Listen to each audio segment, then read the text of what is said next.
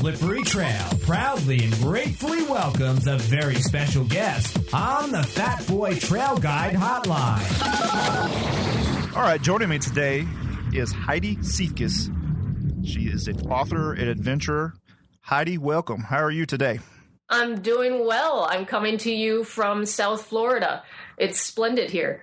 No rain or anything in the forecast today? Oh, of course there's rain. It's summer. I hear that. I'm in Louisiana, and we're kind of dealing with this tropical storm thing that kind of blew up on us real quick. So it's not the best of weather outside right now.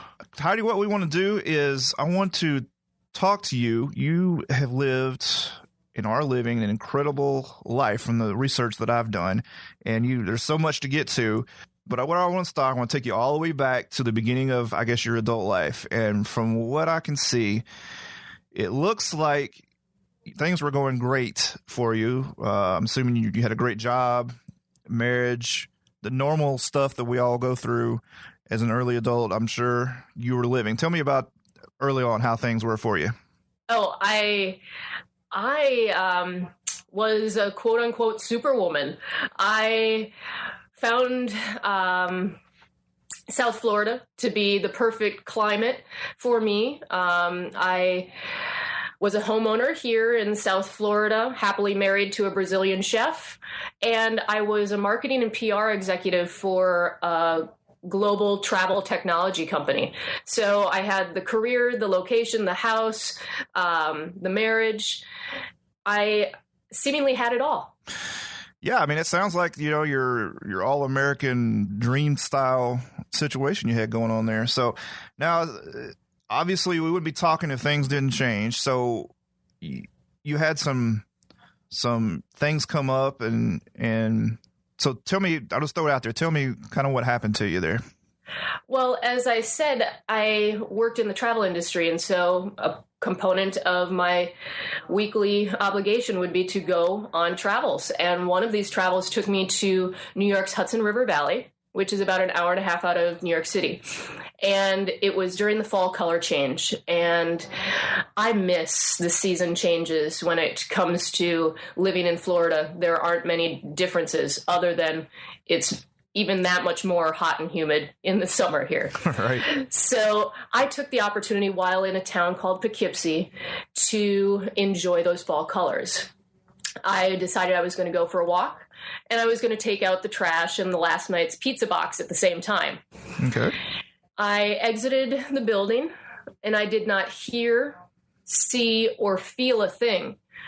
But what I later found out was that a 1,000-pound tree limb struck me, breaking my neck and leaving me unconscious for nearly 5 days. Wow. So it sounds like it's, unfathomable. It couldn't happen. Was it a sick tree? Was it a stormy day? And the fact of the matter is, it was a healthy tree, and it was a normal, crisp fall day. That's incredible for the timing. I mean, depending on what you subscribe to, you could call it fate, whatever. It almost seems like something higher power had to line up almost for that to all line up. Now, you've had, that was an accident, and tell me about how long the recovery process and everything was involved with that. It was around 9 months, and the recovery process, although my home was in South Florida, I recovered for nearly 5 months in the New York and New England area because I was on travel restriction. I underwent neurosurgery, and I was introduced to a brace called the Miami JTO brace, which I thought was ironic since I lived close to Miami. That is very ironic. and it kind of sounds like this sexy sports car, but this brace was not sexy. It looked very much like a turtle shell from my chin down to my belly button, and then on the backside the same. And it was what was going to keep me immobile, at least from the neck down to my torso, for those 5 months, in order for the vertebra that I broke to fuse, after which I could return to South Florida. And when I returned to South Florida, that's when the continued care of PT and acupuncture and also mental health took place. And by 9 months, I actually went back to New York and I revisited that tree. Did you have a long conversation with it and make peace with it? I didn't have a long conversation with it. I won't share with you what I found necessarily with that tree, but I saw it with new eyes. Okay. Let's just say that. Fair enough. I think I get where you're coming from on that. Fair enough. Okay, so, and I'm just from my research, you've had some other things kind of simultaneously go along with this or within the same proximity, and then you were forced to resign from your job, and you had a marriage come to an end. So kind of just touch on that a little bit for me. Well, when that tree struck me, it was as if it was the first domino, or it was the wake-up call, and then life just started to change. Each and every ball dropped. I found out that my husband had been living a double life for nearly a year. Now, this was actually the day before the tree struck me, and I was shocked, to say the least. A marriage is such a crucial pillar to anyone's life, and then the following day, I'm struck by a tree limb and now forced to depend on the man who'd betrayed me the most. I did not tell any of my friends or family at that time, because when you have a broken neck, you have bigger fish to fry than telling the world. That is true. Your dirty laundry. Then, after about a couple months, my employer forced me to resign. Basically, I needed 9 months to a year to recuperate. I wasn't able to return to globetrotting and speaking at expositions around the world about our company. They needed to continue on with their marketing and PR endeavors, and I wasn't a part of it.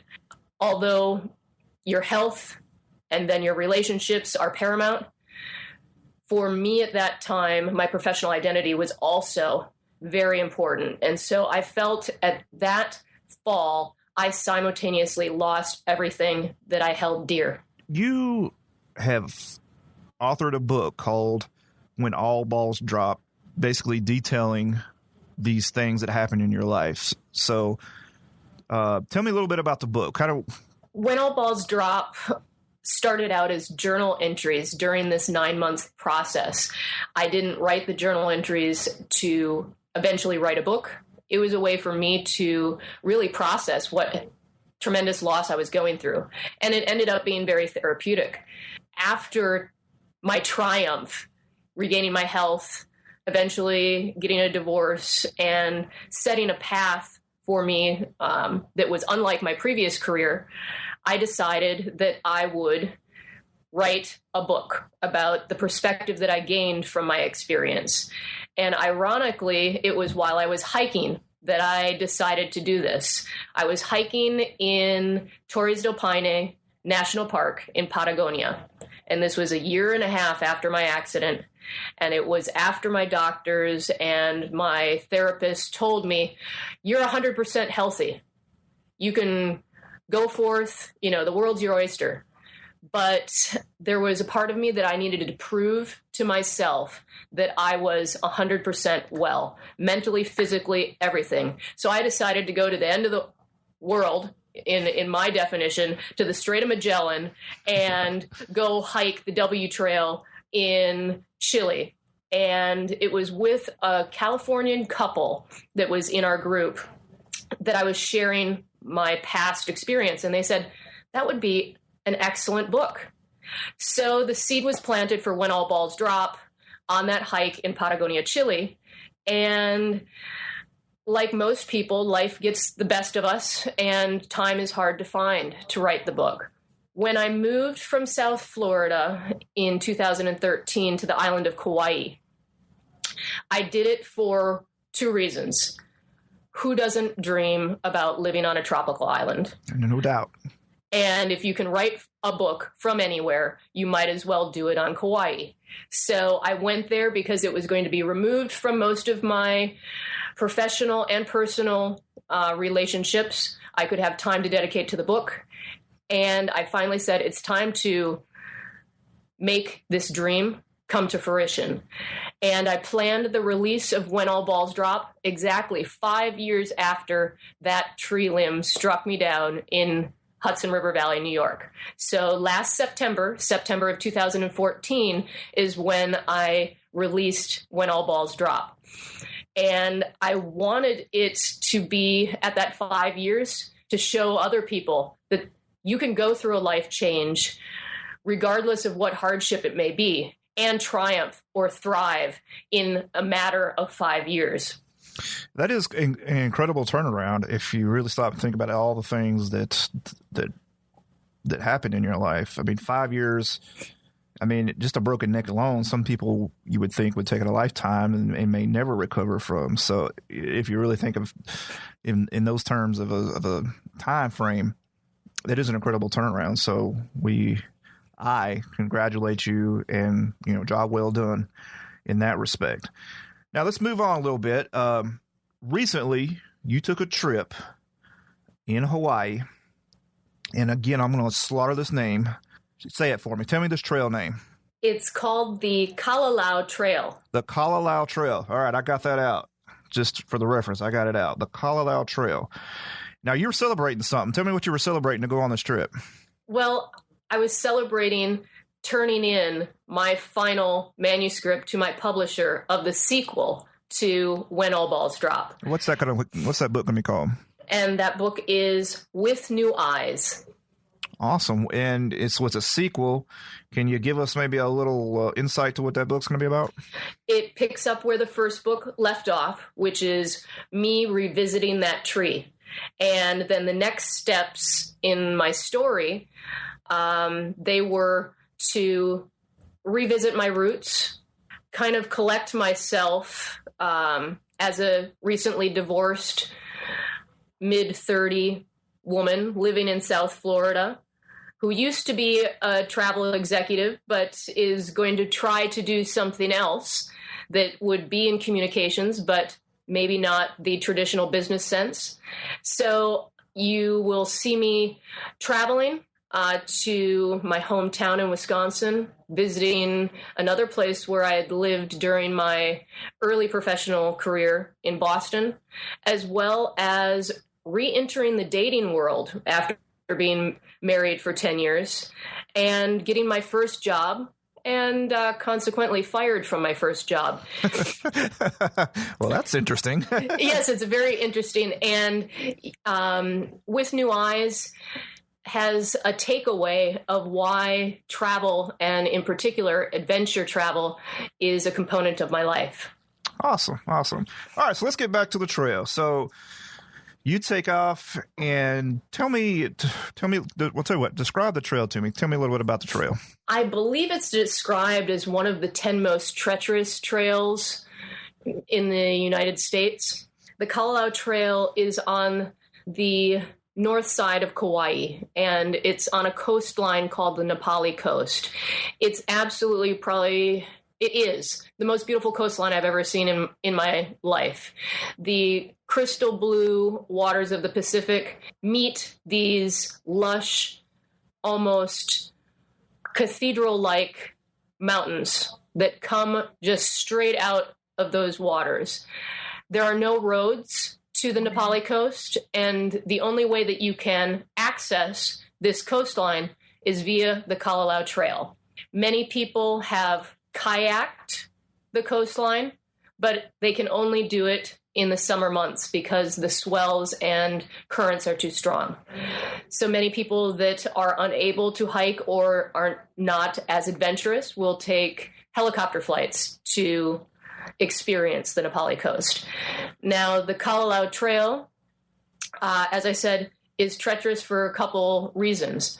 In Hawaii, you've got a combination of wet and dry, and it's based on volcanic earth. And a coastline where you're on mountains or cliffs, there are portions of it that are very narrow.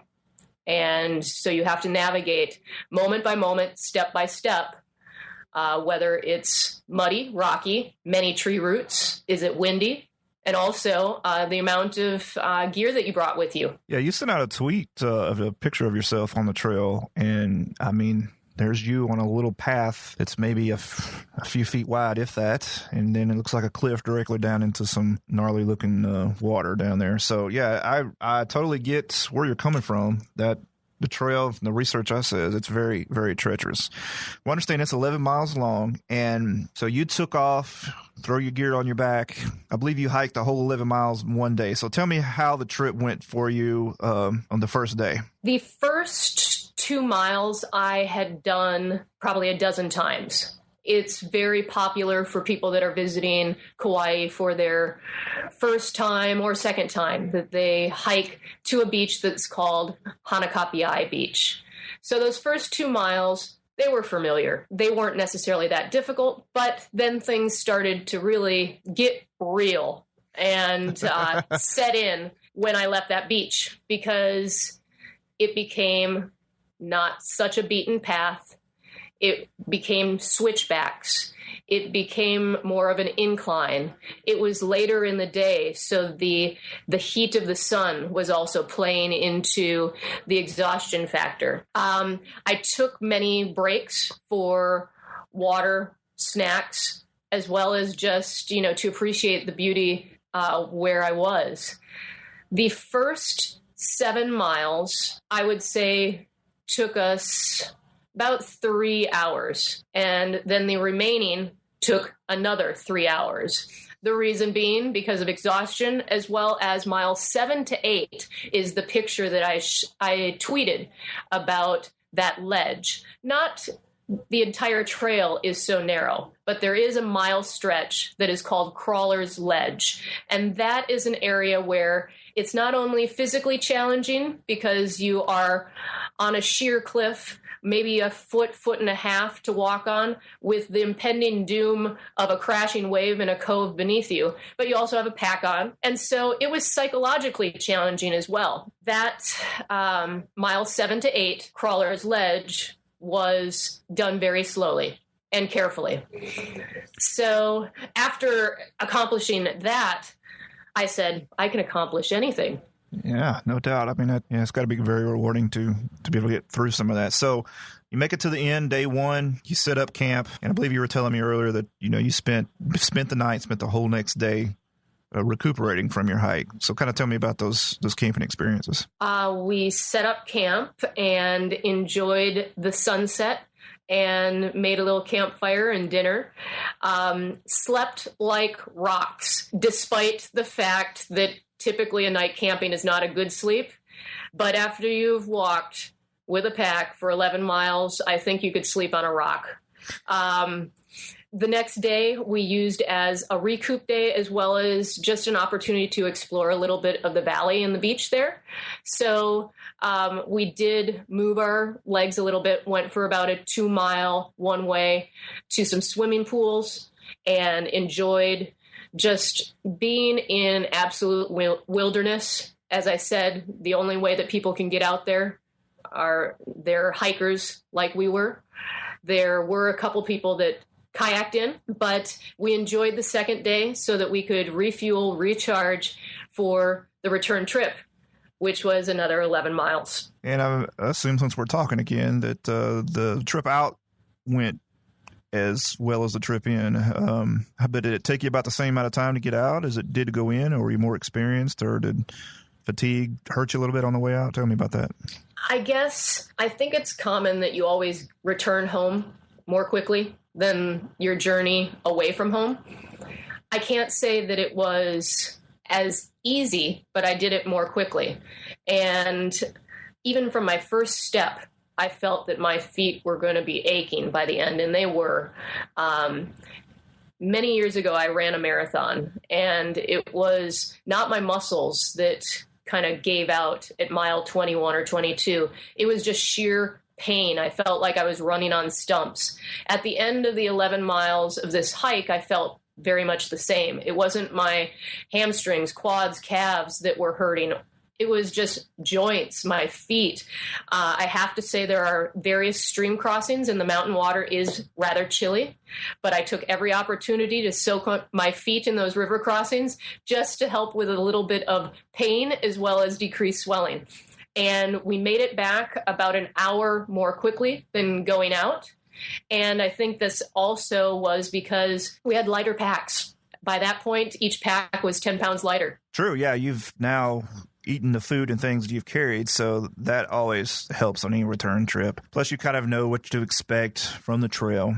And for me, it's always, you know, a good cheeseburger or some hot meal that I'm looking forward to get out. So that always spurs me on to make haste and pick things up, I guess you could say. Well, it sounds like you had a great trip, and we will put the picture in the show notes that you tweeted. It's a absolute pristine looking, pretty picture. So let's put that in there.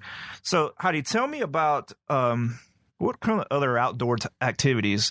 We've got hiking and backpacking, camping now. So is there any other outdoor activities that you enjoy to partake in? I love kayaking.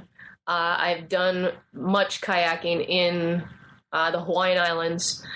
I'm originally from the Midwest, and so I've done quite a bit of kayaking and canoeing up in Minnesota as well as Wisconsin. I enjoy biking as well. Awesome. Now you're a very accomplished traveler, even now post-accident. I mean, you have a looks like a travel blog called Miss Traveling Pants. Is that correct?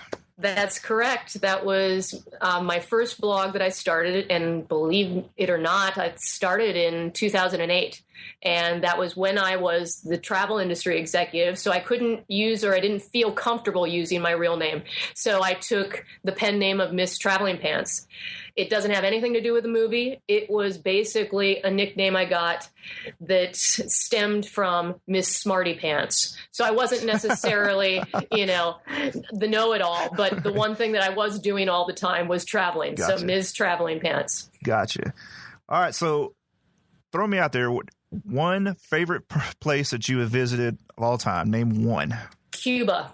I spent 2 weeks in Cuba earlier this year, as well as nearly 70 or 80 days in 2013. To supplement my writing and to keep my travel, I guess, need. Addiction. Okay, let me rephrase that. Yes, my wanderlust, my severe wanderlust okay. At bay. I lead tours, and I had the opportunity to lead legal tours for Americans to Cuba. In 2013, I did about 8 tours, and then earlier this year, 2 tours. And I just think that Cuba is fascinating. The vibrancy of the culture, the people, the music is fabulous, the food sensational. For me, as a writer and a creative person, the stories just flow there. The old mixed with the new, and that I would take a direct flight from Havana back to Miami in 45 minutes. It was like I was taking a trip in the DeLorean. One way I would go and see the 1950s cars and be living in a world where maybe apps and iPhones aren't a reality, to then after a week going back to Miami and seeing skyscrapers and cars going 75 miles per hour, clover leaves. It was a very interesting contrast. But Cuba for me is absolutely one of my favorite destinations, and I look forward to going back. Yes, that sounds. I mean, you talk about a stark contrast from one another, like you said. You got the metropolis versus, a society that, as far as technology and things, maybe I would say different, maybe behind where we are, but it depends on your point of view. So that's very, very interesting. Well, Heidi, that's all I got. Look, I really appreciate you spending some time with us. If we wanted to get in touch with you, or you're on all social media, how do we get in touch with you on social media? I would say visit my website, which is my full name, HeidiSiefkas.com, Heidisiefkas.com. siefkas.com. And there you'll have links to Facebook, LinkedIn, Pinterest, Twitter, Google+, you name it. Good deal. And your book is listed on Amazon, and we will provide a link to that in the show notes. So everybody go check out When All Balls Drop by Heidi. And stay tuned. Is it September kind of the projected release date for your sequel here, With New Eyes? Absolutely. It's going to be exactly a year after the debut memoir. And I will be doing a book tour like I did for the first one. And if your listeners are interested in having me speak or do an event in their area, please have them contact me, and we'll see if I can make my way to their part of the world. Good deal. Well, Heidi, again, thank you. And I hope that you have an excellent day. Thank you so much. All right. Heidi Siefkas, everybody.